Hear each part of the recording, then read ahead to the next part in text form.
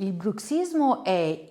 quel fenomeno che prevede un serramento involontario o il digrignamento dei denti, soprattutto durante la notte, dovuto a stress o disturbi del sonno. Questo causa dei grossi disturbi funzionali perché si usurano i denti, spesso c'è mal di testa, mal d'orecchi e dolore proprio alla regione masseterina, perché il muscolo che maggiormente interviene nella masticazione e quindi coinvolto nel bruxismo è proprio il muscolo massetere, che è uno dei muscoli masticatori, il più grande, che sta in questa regione qua. All'interno del mio studio io tratto questi pazienti con delle infiltrazioni con tossina botulinica, è un trattamento molto rapido, molto poco fastidioso, che dura 10 minuti e che dopo già 2 settimane inizia a dare i suoi risultati e i suoi benefici. Dopo circa 5 mesi sono i pazienti sempre che tornano per rifare il trattamento